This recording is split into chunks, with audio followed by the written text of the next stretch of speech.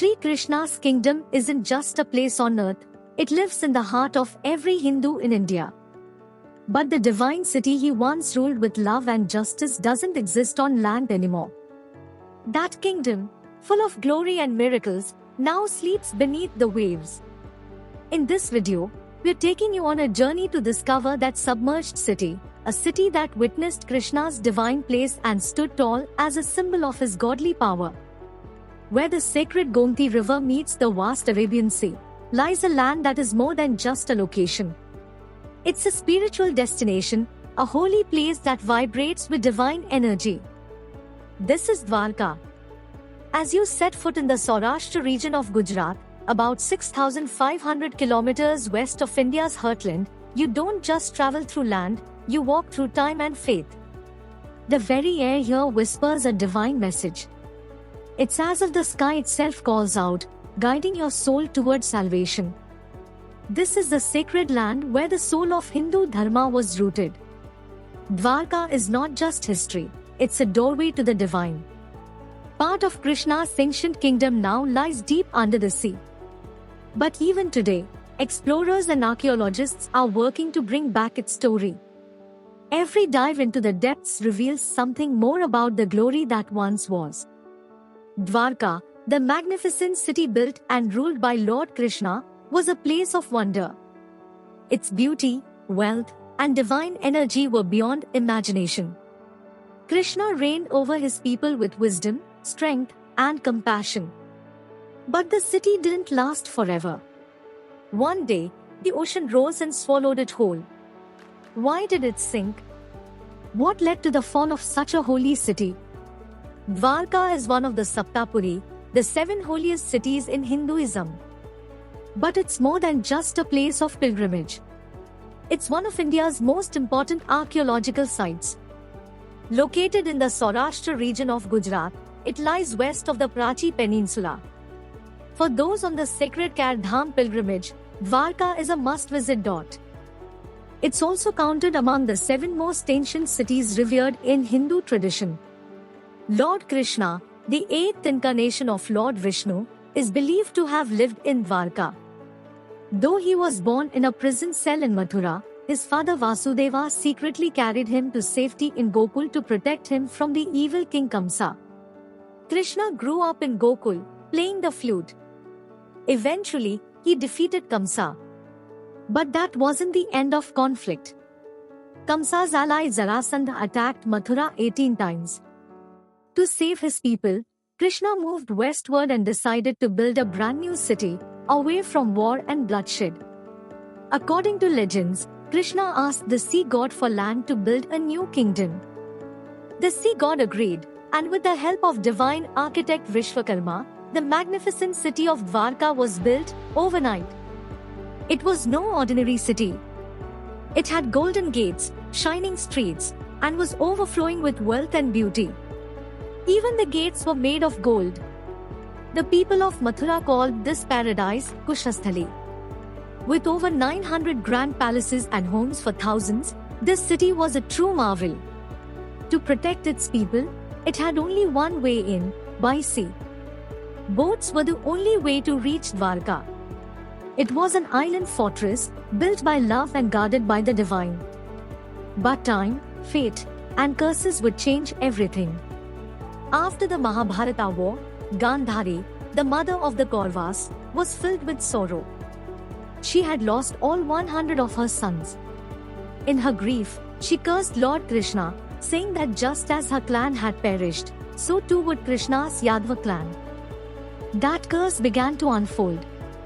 Conflicts rose among the Yadavas, leading to chaos and destruction. Eventually, most of the clan was gone. Krishna's brother Balram, devastated, chose to leave his body. Krishna, broken by sorrow, walked alone to the shore and sat under a tree.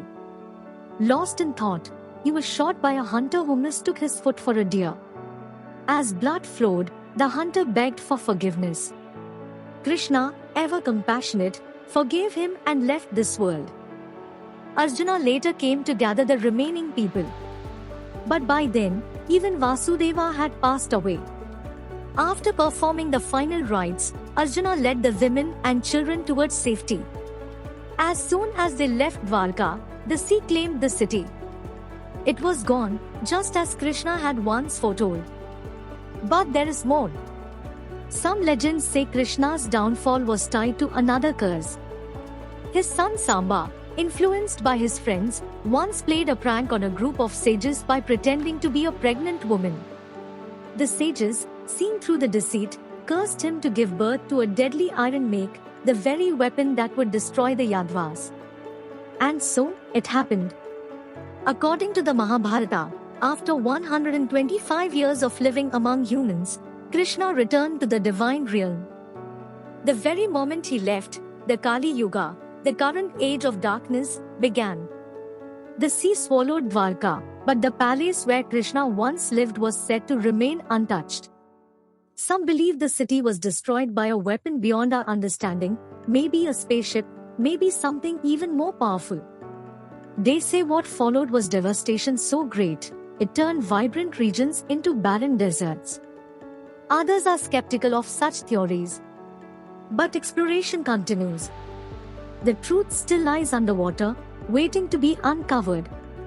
In 1970, Indian Air Force pilots flying over the Arabian Sea spotted mysterious structures beneath the waves. A letter was sent to the Gazetteer office in Jamnagar. Until then, many thought Dwarka was just a myth. But in the 6th century, a copper plate from King Singhaditya of Bhavnagar mentioned the city and its connection to Krishna. From that moment, interest in Dwarka grew. Dr. Rajiv, a researcher with CSIR, compared Mahabharata descriptions with real-world findings. Everything matched. Krishna had said the sea would take the city, and it did. In 1979, Dr. S.R. Rao and his team started the first major underwater excavations. Just 1,000 feet off the coast, they found incredible things: a massive stone gateway over 500 meters long, 30 strong stone pillars, and ancient kitchen tools. These were dated back as far as 1500 to 3000 BCE. Over 500 ancient items were found. Carbon dating confirmed that many were over 2000 years old. They point to a highly advanced civilization, a city that thrived, not in myths, but in real history. Some findings are even older. Indian marine scientists now believe parts of Dwarka date back more than 9,000 years. In 2005, the Geological Survey of India started new explorations. In 2007, the Indian government funded deeper studies. Divers pulled out limestone blocks, anchors, and ancient tools, none of which belonged to the Indus Valley civilization. These were from an even earlier age. One large anchor suggests Dwarka was a bustling port. In Sanskrit, Dwarka means door or gateway, a fitting name for a city that welcomed people and gods alike.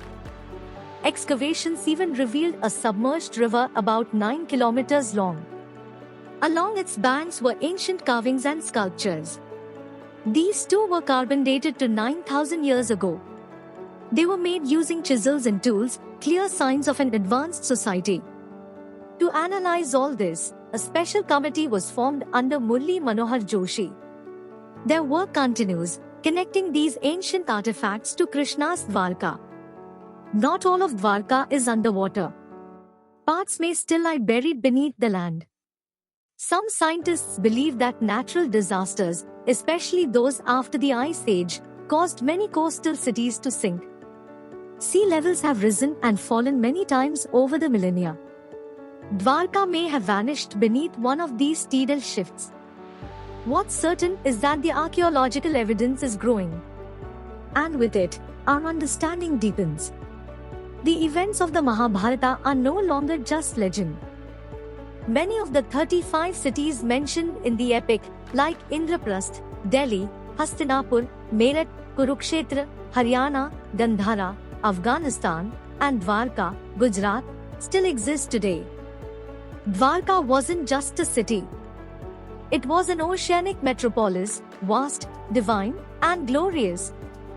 One day, the full truth of its existence will rise from the deep, with undeniable proof. And on that day, We will proudly say, this is our heritage. This is our culture. This is India's spiritual treasure. Shri Krishna's life is more than a story, it's a guide for humanity.